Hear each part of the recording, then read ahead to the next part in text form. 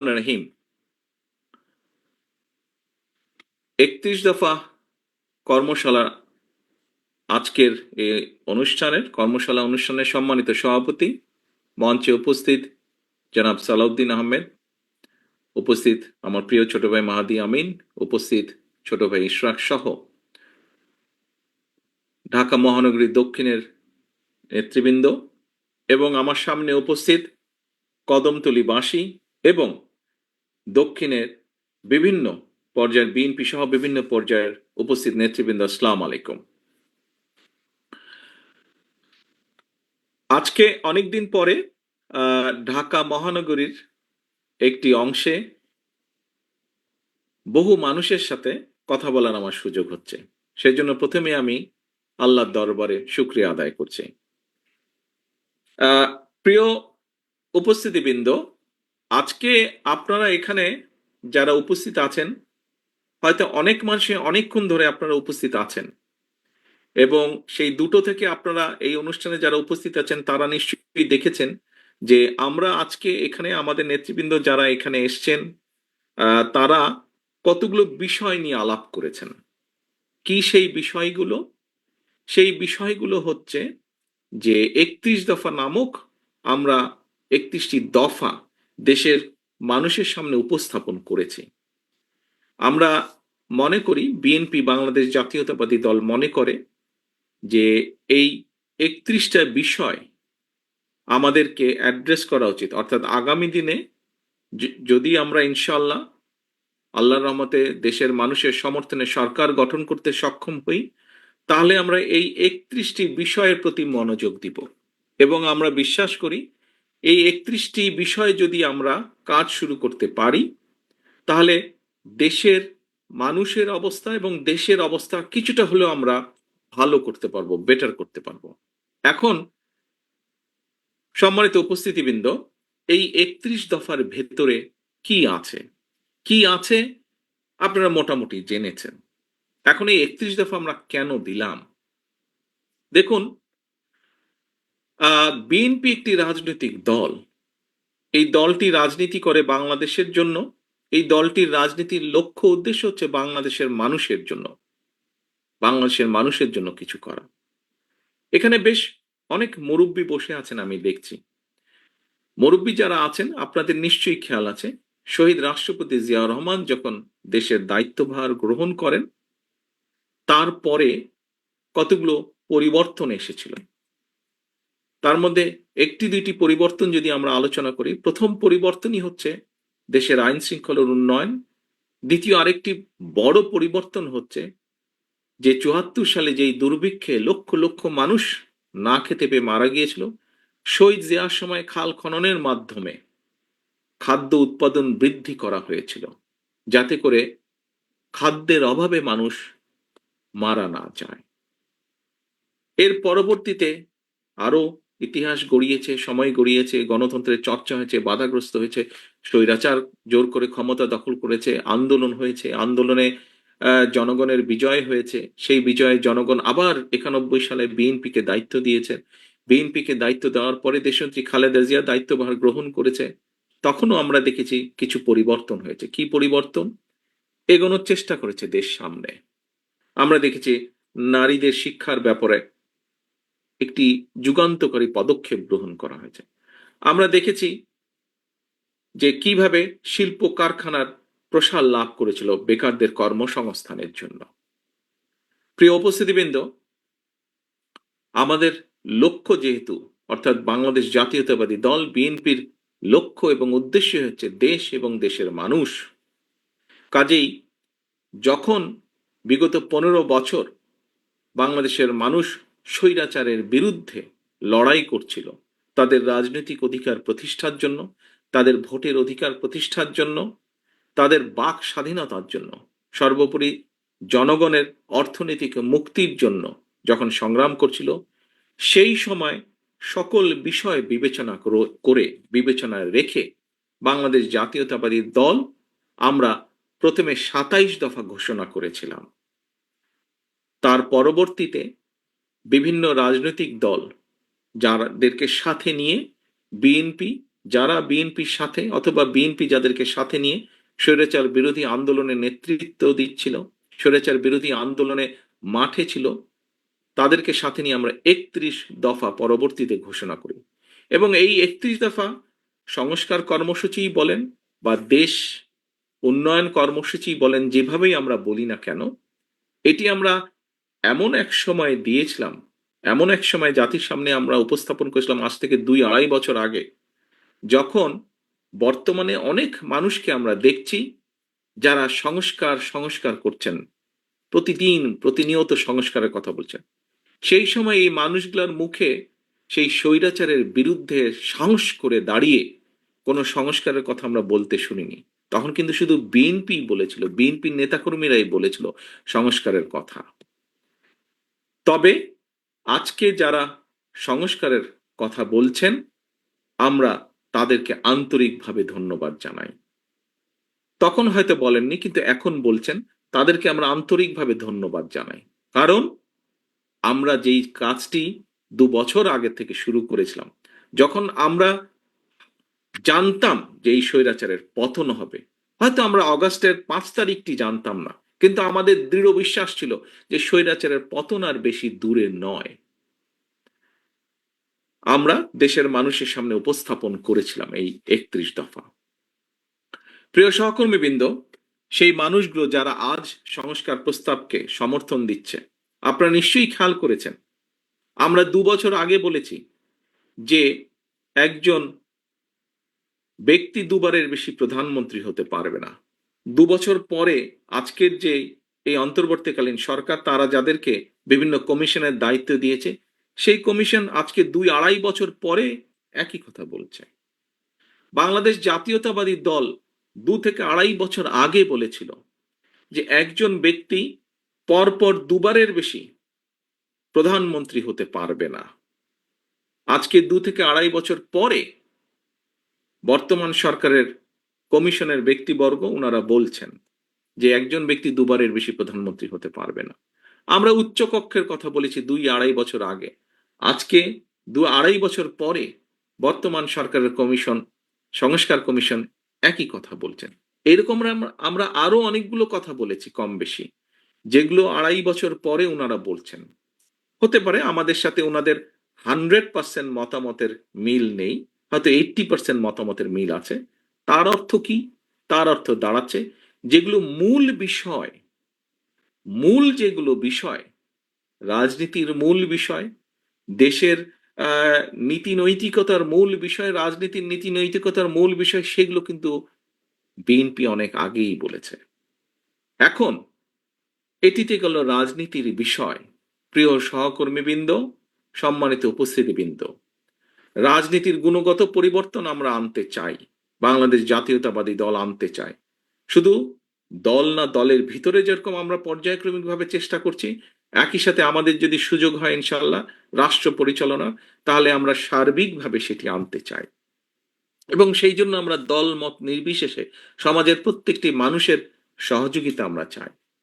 একই সাথে শুধু রাজনীতির গুণগত পরিবর্তন আনলেই তো সবকিছু হয়ে যাবে না, সবকিছুকে হয়ে যাবে না, তারপরেও আসল কতগুলো বিষয় বাকি থাকে।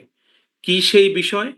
প্রথমেই যদি বলতে হয়, এখানে উপস্থিত প্রতিটি মানুষ যেই কষ্টটি করেন, যেমন এই যে দ্রব্যমূল্যের লাগামহীন গতি, যেটি প্রত্যেকটা সমাজের কম বেশি প্রত্যেকটি মানুষকে কষ্ট দেয়, এই লাগামহীন গতির লাগাম টেনে ধরতে হবে।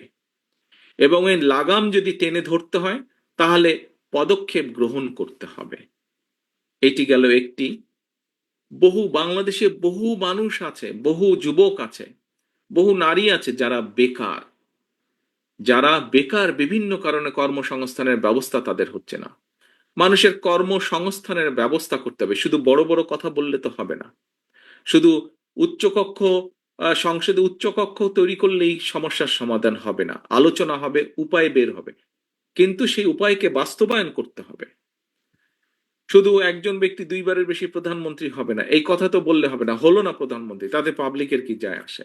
পাবলিককে, মানুষের জন্য কর্মসংস্থানের ব্যবস্থা করতে হবে, আয় রুজির ব্যবস্থা করতে হবে, মানুষের দ্রব্যমূল্যের লাগাম যে ঊর্ধ্বয়ন লাগাম দ্রব্যমূল্যের, এটির গতি টেনে ধরতে হবে। কৃষকের ফসলের উৎপাদন বাড়াতে হবে। আবার একই সাথে কৃষক যাতে পণ্যের ন্যায্য মূল্য পায় সেটিও নিশ্চিত করতে হবে।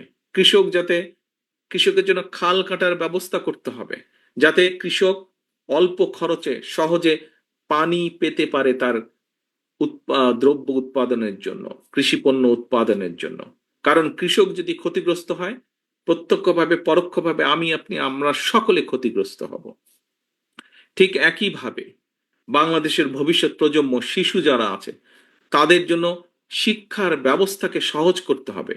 শুধু শিক্ষার ব্যবস্থাকে সহজ করলেই হলো না, তাদেরকে যারা শিক্ষিত করবেন, যেই সব শিক্ষক, সেই শিক্ষকদেরকে আবার একটা কমফোর্ট দিতে হবে। কি সেটি? তাদেরকে সহযোগিতা দিতে হবে অর্থনৈতিকভাবে, যাতে করে তারা তাদের পুরা মনোনিবেশ করতে পারেন, মনটাকে একদম মনোনিবেশ করতে পারেন শিক্ষার জন্য। অর্থাৎ তারা যাতে সুষ্ঠুভাবে এই দেশের ভবিষ্যৎ প্রজন্মদেরকে শিক্ষা দিতে পারে, সঠিক শিক্ষা দিতে পারে, সেটির ব্যাপারেও নজর দিতে হবে। শুধু বই খাতা দিলে হবে না, শুধু বিল্ডিং বানালে হবে না, শিক্ষকদের প্রতিও নজর দিতে হবে। একইভাবে নজর দিতে হবে মানুষের স্বাস্থ্যের জন্য। একটি কথা আমরা প্রায় শুনি, বাংলাদেশের সাধারণ মানুষ যারা তারা দেশের হাসপাতালগুলোতে ঠিকভাবে চিকিৎসা সুবিধা পায় না। এর বাইরে যে সকল মানুষ আর্থিকভাবে এফোর্ড করতে পারেন, আর্থিকভাবে যাদের পক্ষে সম্ভব, তারা হয়তো কেউ বাংলাদেশের বাইরে অন্য অন্য দেশে চিকিৎসার সুবিধা নিতে চলে যান। কাজেই আমরা যদি এই মানুষগুলোকে দেশের ভিতরে রেখে, দেশের ভিতরে যদি তাদেরকে চিকিৎসা সেবা দিতে চাই, তাহলে চিকিৎসার ব্যবস্থার উন্নয়ন ঘটাতে হবে, ওষুধের দাম কমাতে হবে, ওষুধের দাম কমানোর পদক্ষেপ নিতে হবে। এরকম বহু কাজ বাকি আছে। প্রিয় সহকর্মীবৃন্দ, এই যে এখানে একজন ব্যক্তি আমাকে প্রশ্ন করলেন যে ঢাকা শহরে এখান থেকে এয়ারপোর্ট যেতে মাত্র 30 কিলোমিটার, অথচ বহু সময় লাগে, যানজট থেকে আরম্ভ করে পরিবেশের দূষণ। এই যে সমস্যাটা, যেই দুটো সমস্যা, পরিবহন সমস্যা এবং দূষণ সমস্যা, আমার তো মনে হয় এখানে উপস্থিত যে কয়েক হাজার মানুষ যে আপনারা আছেন, প্রত্যেকটি মানুষ এই কষ্ট প্রতিদিন সহ্য করতে হয়। প্রতিদিন সহ্য করতে হয় না আপনাদের? কাজেই যানজট হয়তো থাকবে, যানজট যাবে না। পৃথিবীর সব দেশেই, সব রাজধানীতেই কম বেশি যানজট থাকে, কিন্তু সেই যানজটটাকে একটি সহনীয় পর্যায়ে নিয়ে আসতে হবে। 2 ঘন্টা 3 ঘন্টা ধরে যানজটের মধ্যে বসে থাকে, এটি কোনো স্বাভাবিক ব্যাপার হতে পারে না। কাজে আমাদেরকে উপায় বের করতে হবে কিভাবে এই যানজট সমস্যার সমাধানটাকে, যানজটটাকে কমিয়ে আনা যায়। ঠিক আছে, 15 মিনিট, 20 মিনিট, আধা ঘন্টা, 1 ঘন্টাও যদি হয়, সেটাও বেশি হয়ে যায় অবশ্য। 15-20 মিনিট, আধা ঘন্টা যানজট হতেই পারে। কিভাবে সেই উপায়টি বের করা যায়? এই যে বায়ু দূষণ, ধুলা বলেন, ধোঁয়া বলেন, আমি অনেকের কাছে শুনি, বাংলাদেশ থেকে যারা আসেন, যে ঢাকা শহরে নামার সাথে সাথে শ্বাসটা বলে ভারী লাগে নিতে, শ্বাসটা অনেক ভারী লাগে। এখন এতগুলো মানুষ যেখানে শ্বাস প্রশ্বাস নিচ্ছে, কেন সেখানে এই বায়ু দূষণ হবে? আমরা পত্রিকার পাতায় দেখেছি, আন্তর্জাতিকভাবে পত্রিকার পাতায় দেখেছি যে গত কয়েক বছর ধরে, 8-10 বছর ধরে বায়ু দূষণের র্যাঙ্কিং এ পৃথিবীতে ঢাকা শহর হয় 1 নম্বর হচ্ছে, না হলে 2 নম্বর হচ্ছে। হয় ঢাকা একবার 1 নম্বর হলে দিল্লি 2 নম্বর, আবার দিল্লি 1 নম্বর হলে ঢাকা 2 নম্বর, দিল্লির সাথে কম্পিটিশন দিয়ে বায়ু দূষণে। উপস্থিতিবৃন্দ, এরকম অনেক সমস্যা আছে, আমাদেরকে এইগুলো আস্তে আস্তে ঠিক করতে হবে। এই যে কয়েকদিন আগে পত্রিকার পাতায় পরে আমিও দেখলাম, টিভি নিউজে আমি দেখলাম, কিছুদিন আগে ইশরাক তো বসেই আছে, আপনাদের এখানে 39 নম্বর ওয়ার্ড আছে। আমি সেদিন আম্মার সাথে বসে ঢাকার সংবাদ দেখছিলাম, নিউজ দেখছিলাম ঢাকার। হঠাৎ করে দেখলাম বাংলাদেশের একটি টিভি চ্যানেলে দেখাচ্ছে যে 39 নম্বর ওয়ার্ডে অনেক দিন ধরে একটি জায়গায় পানি জমে আছে, এবং সেখানে এলাকাবাসীদের হাঁটা চলা সবকিছু বসবাসের অসুবিধা হচ্ছে। ঢাকার সময় বোধহয় তখন হবে রাত 3:30-4টা হবে বোধহয়। ইশরাক তখন কয়টা বাজে খেয়াল আছে তোমার? তো এরকম সময় আমি তখন ওকে ফোন করলাম সাথে সাথে। আমি বললাম যে ইশরাক, তোমার এরকম নিউজ দেখলাম, তো আমার মনে হয় তুমি একটু যাও, গিয়ে দেখো কি করা যায়, কতটুকু ব্যাপারটা কি সমাধান করা যায়। প্রিয় উপস্থিতি, কিন্তু আপনাদের সামনে এই জন্য লাস্টের এই ইশরাকের উদাহরণটা, ইশরাক পরের দিন গিয়েছিল, আপনারা বোধহয় অনেকেই দেখেছেন অথবা নিউজেও আপনারা দেখেছেন। তো ইশরাককে পাঠালাম আমরা, দলের পক্ষ থেকে ইশরাক ওখানে গিয়েছে, এবং পরবর্তীতে আমাকে যতটুকু ইশরাক জানিয়েছে বা সংবাদের মাধ্যমে আমি যতটুকু জেনেছি যে সেখানে এখন চেষ্টা হচ্ছে কিভাবে সমস্যার সমাধানটি করা যায়। এখন সহকর্মীবৃন্দ, আমরা প্রায় উদাহরণ দেই যে আমাদের দেশটি এইরকম হয়ে যাবে, আমাদের দেশটি ওইরকম হয়ে যাবে। দেখুন, দেশটি যদি এইরকম হতে হয়, ওইরকম হতে হয়, কিরকম হবে জানি না। তবে আমরা যদি সকলে মিলে চেষ্টা করি, সকলে মিলে যদি যার যার অবস্থান থেকে যদি আমরা চেষ্টা করি, তাহলে অবশ্যই ভালো কিছু হওয়াটা অবশ্যই সম্ভব। এবং প্রিয় সহকর্মীবৃন্দ, আমি একজন রাজনীতিবিদ বা রাজনৈতিক কর্মী। রাজনৈতিক কর্মী হিসাবে আমি বুঝি যে সমাজে, রাষ্ট্রে যদি জবাবদিহিতা না থাকে, তাহলে কোনো কোনো কিছু টিকিয়ে রাখা সম্ভব না। জবাবদিহিতা থাকতে হবে। আমাদের সংসারেও কিন্তু জবাবদিহিতা থাকে যে এই কাজটি করা যাবে না, এই কাজটি করলে পানিশমেন্ট পেতে হবে, সন্ধ্যার পরে ভিতরে বাসায় ফিরে আসতে হবে। অর্থাৎ সমাজের কতগুলো পরিবারের কতগুলো নিয়ম কারণ থাকে, এই নিয়ম কারণের মধ্যে চলতে হয়। আমি যখন এখানে এই অনুষ্ঠানে উপস্থিত হলাম, তখন আমি মাহাদি আমিনের বক্তব্য শুনছিলাম যে বিগত 15 বছর স্বৈরাচার কিভাবে বিভিন্ন প্রতিষ্ঠান ধ্বংস করেছে, কিভাবে বাংলাদেশের মানুষের অর্থ সম্পদ লুটতরাজ করে বাইরে নিয়ে গিয়েছে। প্রিয় সহকর্মীবৃন্দ, উপস্থিতিবৃন্দ, একটি জবাবদিহিতা ছিল না বলেই এই কাজগুলো করা সম্ভব হয়েছে। আজকে এই যে ইশরাকের যেই ঘটনাটি আমি আপনাদের সামনে তুলে ধরলাম, আজকে যদি সত্যিকার ভাবে সিটি কর্পোরেশনের নির্বাচন হতো, অর্থাৎ আপনাদের ভোটে, মানুষের ভোটে যদি ওয়ার্ড কমিশনার নির্বাচিত হতো, মানুষের ভোটে যদি ঢাকা দক্ষিণের মেয়র নির্বাচিত হতো, তাহলে কি ইশরাকের সেখানে যাওয়ার প্রয়োজন হতো? তাহলে কি সংবাদের দেখে আমার ফোন করার কোনো প্রয়োজন হতো না। কারণ যেই মানুষটিকে আপনারা নির্বাচিত করতেন, সেই মানুষটি আপনাদের কাছে আপনাদের দেখভাল করার জন্য বাধ্য থাকতো। কারণ সে জানতো যে আমি নির্বাচিত হয়েছে মানুষের ভোটে। এখন যদি আমি মানুষের সমস্যার সমাধানের উদ্যোগ গ্রহণ না করি, আমি যদি মানুষের সমস্যার সমাধানের চেষ্টা না করি, তাহলে পরবর্তীতে যে আবার নির্বাচন আছে, ভোট হবে, সেই ভোটে আমি হেরে যাব। সেই ভোটে মানুষ আমাকে ভোট দেবে না। প্রিয় উপস্থিতিবৃন্দ, আমরা চাইছি, বাংলাদেশ জাতীয়তাবাদী দল চাইছে, যার জন্য আমাদের বহু নেতা কর্মী আত্মহুতি দিয়েছে, শহীদ হয়েছে, গুম হয়েছে, খুন হয়েছে। আমাদের সারা দেশে বিএনপি সহ বিরোধী দলীয় অন্যান্য দলেরও বহু লক্ষ লক্ষ নেতাকর্মী অত্যাচারিত হয়েছে, নির্যাতিত হয়েছে। কেন? মানুষের অধিকার, মানুষের অধিকার প্রতিষ্ঠার জন্য। এবং রাজনৈতিকভাবে আমরা প্রায়শ যেসব দেশের উদাহরণ দিয়ে থাকি, আহা ওই দেশটা কি সুন্দর, ওই দেশের সিস্টেম কি ভালো, এই সব দেশেই এই জবাবদিহিতা আছে। জবাবদিহিতা আছে বলেই সেই দেশের সিস্টেমগুলো কাজ করে, সেই দেশের সিস্টেমগুলো সুন্দর। এবং সেই জবাবদিহিতাটা কি? জবাবদিহিতাটা হচ্ছে নির্বাচন। জবাবদিহিতাটা হচ্ছে নির্বাচন। সেটি জাতীয় নির্বাচন হোক, সেটি লোকাল নির্বাচন হোক, সেটি কোনো প্রতিষ্ঠানের নির্বাচন হোক। অর্থাৎ একটি নির্দিষ্ট সময় পর পর নির্বাচন হতে হবে। এবং নির্বাচন সেই সকল দেশে, যে সকল দেশকে আমরা উদাহরণ হিসাবে বলি, আহা ওই দেশটা এত সুন্দর, ওই দেশের সিস্টেম এত ভালো, সেই সকল দেশে নির্দিষ্ট সময় পর পর নির্বাচন হয়। এবং নির্বাচন হয় বলেই ওই দেশের যারা জনপ্রতিনিধি হয়, সেটি কাউন্সিল, ওয়ার্ডের কাউন্সিলর হোক, সেটি ইউনিয়ন পরিষদের মেম্বার চেয়ারম্যানই হোক না কেন, সেটি উপজেলা চেয়ারম্যানই হোক না কেন, সেই দেশের প্রেক্ষাপট অনুযায়ী, সেটি সংসদ সদস্যই হোক না কেন, সবাই একদম সোজা থাকে পাবলিকের সামনে। কারণ জানে যে 5 বছর বা 4 বছর পরে তাকে আবার নির্বাচনের জন্য মানুষের সামনে দাঁড়াতে হবে। কাজে তার যেই দায়িত্ব, সে যে সকল কথা বলে মানুষের ভোট নিয়েছে, সেই কাজগুলো সে বাস্তবায়নের চেষ্টা করে। প্রিয় সহকর্মীবৃন্দ, আমরা এই কর্মশালায় আজকে অনেকগুলো কথা আপনাদের সামনে বলেছি। যে আমরা এই করব, এই করব, এই করব, মানে এই কাজগুলো করার আমরা উদ্যোগ নিব। হয়তো অন্য অন্য দলও নিশ্চয়ই বলছে বা বলবে তাদের পরিকল্পনা অনুযায়ী। কিন্তু আজকে যদি আমরা সত্যিকার ভাবে জনগণের ভোটের মাধ্যমে একটি সরকার গঠন করতে পারি, তাহলে ওই সরকার তখন জনগণের কাছে জবাবদিহিতা করতে বাধ্য থাকবে। কারণ 5 বছর পরে আবার এই সরকার, যেই সরকারই আসবে এই সামনের নির্বাচনে, তাদেরকে আবার পরবর্তী 5 বছর পরে তো জনগণের কাছে যেতেই হবে।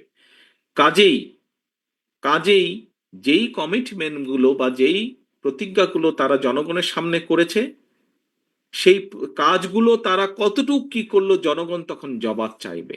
যদি সঠিকভাবে করতে পারে, কম বেশি করতে পারে, তাহলে জনগণ সেটি একদৃষ্টিতে দেখবে।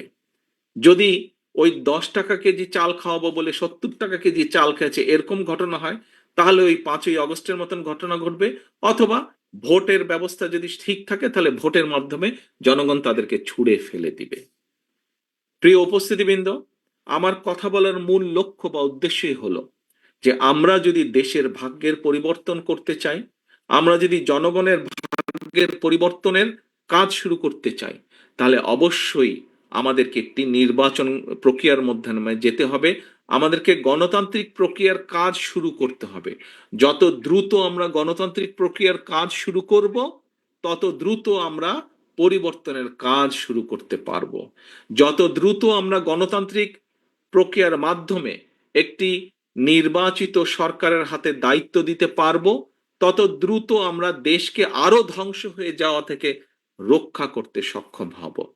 এখন কিছু কিছু লোক বলেন যে নির্বাচন হলেই কি সব সমস্যার সমাধান হয়ে যাবে? নির্বাচন হলেই সব সমস্যার সমাধান যে হয়ে যাবে আমরা তা বলছি না। কিন্তু নির্বাচন হলে যেটি হবে সেটি হচ্ছে জনগণের কাছে জবাব দিতে তারা বাধ্য থাকবে। তার ফলে এই যে সব সমস্যা যেগুলা বলছে সমস্যা কিছু কিছু মানুষ, সেই সমস্যাগুলোর সমাধানের পথ, গিট্টু জট আস্তে আস্তে আস্তে খোলা ধরবে। আস্তে আস্তে আস্তে সমস্যার যে গিট্টু, সমস্যার যে জট, সেটি আস্তে আস্তে খোলা ধরবে।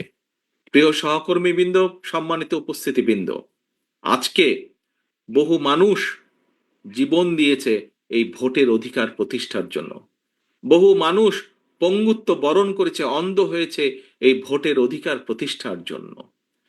বহু মানুষ, লক্ষ লক্ষ মানুষ গত 15 বছরে বাংলাদেশে বিভিন্নভাবে নির্যাতিত হয়েছে।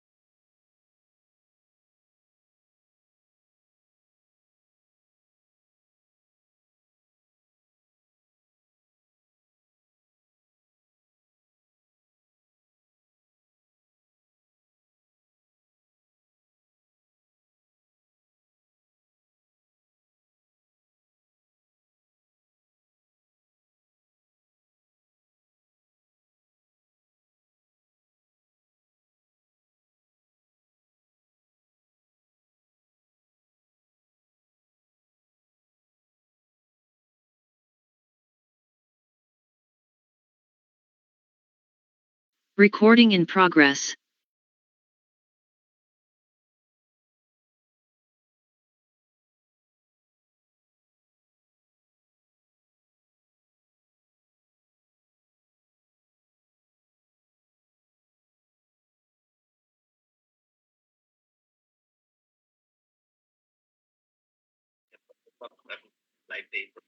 এখন ঠিক আছে, দেখো না, রবিন, আপনারা কি আমার কথা শুনতে পাচ্ছেন?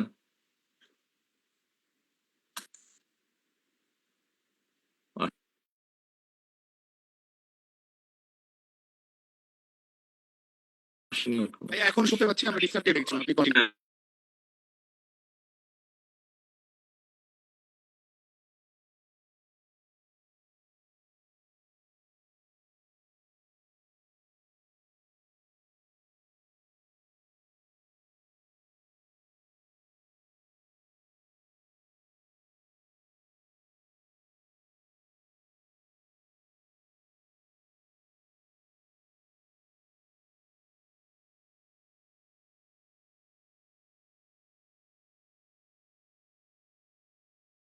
Recording in progress. সারা বিশ্বে এই অধিকারটা নিয়ে মানুষ সোচ্চার থাকে, কারণ জানে এটি একমাত্র আপনার দুঃখ, কষ্ট, সমস্যা সবকিছু তুলে ধরার, সবকিছু সমাধান করার পর্যায়ক্রমিকভাবে ধীরে ধীরে এটিই একমাত্র উপায়। অর্থাৎ একটি সরকারকে যদি জনগণের মতো করে চলতে হয়, জনগণের দুঃখ দুর্দশা, জনগণের সমস্যার বিষয়গুলো যদি দেখভাল করতে হয়, তাহলে ওই সরকারকে অবশ্যই জনগণ দ্বারা নির্বাচিত সরকার হতে হবে।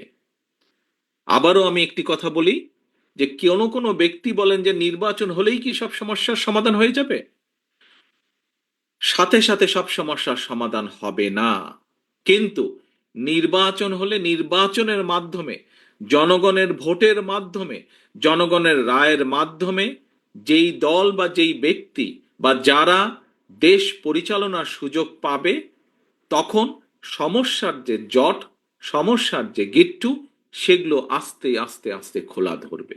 কাজেই প্রিয় সহকর্মীবৃন্দ, আপনারা যারা আমাকে এখানে প্রশ্ন করেছেন, এই প্রশ্নগুলো শুধু যে আপনাদের প্রশ্ন তা নয়।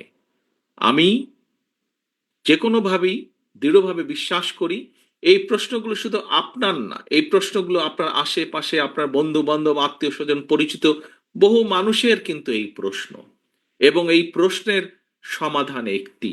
আজকে আমরা একটি জিনিস খেয়াল করছি, যে সংস্কার সংস্কার সংস্কার সংস্কারের প্রস্তাব বিএনপি দেশের কাছে, দেশের মানুষের কাছে সবচাইতে আগে উপস্থাপন করেছে। ভিশন 2030 দেওয়ার মাধ্যমে দেশনেত্রী খালেদা জিয়া 2016 সালে এটা দিয়েছেন, এবং তারপরে এটিকে আবার পর্যালোচনা করে দেশের পরিবর্তিত পরিস্থিতির সাথে সামঞ্জস্যপূর্ণ করে আমরা 2.5 বছর আগে 31 দফা আবার উপস্থাপন করেছি। প্রিয় সহকর্মীবৃন্দ, প্রিয় উপস্থিতিবৃন্দ, এই যে যারা সংস্কার বলছেন, তাদের কাছে আমরা বলতে চাই যে হ্যাঁ, সংস্কারের পক্ষে সবচাইতে আগে বিএনপি দাঁড়িয়ে আছে সংস্কার করার জন্য। কাজে আসুন, সংস্কারের প্রস্তাবগুলোকে যদি বাস্তবায়ন করতে হয়, সংস্কারের প্রস্তাবগুলো যদি বাস্তবায়ন করতে হয়, তাহলেও সবচাইতে আগে নির্বাচনই প্রয়োজন। নির্বাচনের মাধ্যমেই যাদেরকে জনগণ দায়িত্ব দেবে, সংস্কারের কাজ তারাই শুরু করতে পারবে, তাদেরকেই শুরু করতেই হবে।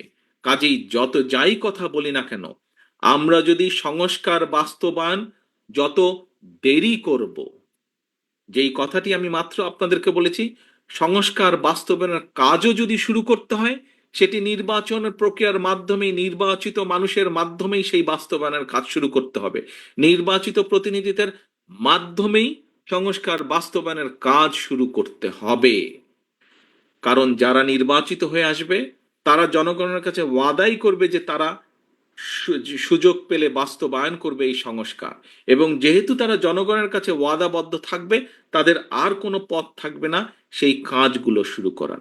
কিন্তু যদি সংস্কার সংস্কার করে আমরা এই আলোচনা দীর্ঘ থেকে দীর্ঘায়িত করতে থাকি, দীর্ঘতর করতে থাকি, তাহলে কিন্তু স্বৈরাচার, যেই স্বৈরাচারকে বাংলাদেশের মানুষ, সকল মানুষ, দল মত নির্বিশেষে, শ্রেণী পেশা নির্বিশেষে সকল মানুষ একত্রিত হয়ে এই দেশ থেকে বিতাড়িত করে দিয়েছে, যদি নির্বাচন প্রক্রিয়া দেরি হয়, যদি সংস্কার আলাপ আলোচনা দীর্ঘায়িত হয়, তাহলে সেই স্বৈরাচার সুযোগ পেয়ে যাবে আবার দেশের মানুষের কাঁধে চেপে বসার। কাজেই যে সকল বিজ্ঞ ব্যক্তিবর্গ, সমাজের বিজ্ঞ ব্যক্তিবর্গ, সম্মানিত ব্যক্তিবর্গ যারা সংস্কারের কথা বলছেন, আপনাদের সকলের কাছে রাজনৈতিক দলের অবস্থান থেকে আপনাদের কাছে আহ্বান জানিয়ে বলতে চাই, সংস্কার বক্তব্য রেখে দয়া করে এই আলাপ দীর্ঘায়িত করবেন না। কারণ আপনারা আলাপ যত দীর্ঘায়িত করবেন, দেশ তত বেশি সংকটের মুখে পড়বে। আপনারা সংস্কার আলাপ যত দীর্ঘায়িত করবেন, দেশে তত ষড়যন্ত্রকারীরা ষড়যন্ত্র করার সুযোগ পাবে। সংস্কারকে যত দ্রুত বাস্তবায়ন করা যাবে, দেশকে, দেশের মানুষকে তত দ্রুত আমরা বিপদ থেকে রক্ষা করতে পারবো। কাজে আসুন, এই সংস্কারকে বাস্তবায়ন করতে হলে উপায় একটাই, যেই সংস্কার প্রস্তাব বিএনপি দিয়েছে, যেই সংস্কার প্রস্তাব অন্তর্বর্তীকালীন সরকারের কমিশনগুলো তৈরি করে দিয়েছে, যেটাই হোক না কেন, এই সংস্কারকে যদি বাস্তবায়ন করতে হয়, নির্বাচন ছাড়া আর কোনো রাস্তা নাই। একটি পথ, নির্বাচন, জনগণের নির্বাচন এবং জনগণের নির্বাচন। প্রিয় উপস্থিতিবৃন্দ, প্রিয় নেতৃবৃন্দ, প্রিয় সহকর্মীবৃন্দ, আসুন আজকের এই কর্মশালার মাধ্যমে আমার দলের নেতাকর্মী আপনারা যারা এখানে উপস্থিত আছেন, সকলে মিলে আজকে আমরা এখানে প্রতিজ্ঞা গ্রহণ করি যে বাংলাদেশের মানুষ ইনশাল্লাহ আমাদেরকে সেই সুযোগ দিলে রাষ্ট্র পরিচালনার, আমরা প্রত্যেকে আমরা প্রত্যেকে যে যার অবস্থান থেকে যেই সংস্কারের ওয়াদা আমরা জনগণের সামনে দিয়েছি, আমাদের প্রত্যেকের অবস্থান থেকে সেই ওয়াদা পূরণের সর্বোচ্চ আমরা চেষ্টা করব। এই প্রতিজ্ঞা আজকের এই অনুষ্ঠানে আমরা গ্রহণ করি ইনশাল্লাহ। এই প্রতিজ্ঞা রেখে, এই প্রত্যাশা রেখে আপনাদের সকলের কাছ থেকে আমি বিদায় নিচ্ছি। আল্লাহ হাফেজ। বাংলাদেশ জিন্দাবাদ। বাংলাদেশ জাতীয়তাবাদী দল জিন্দাবাদ।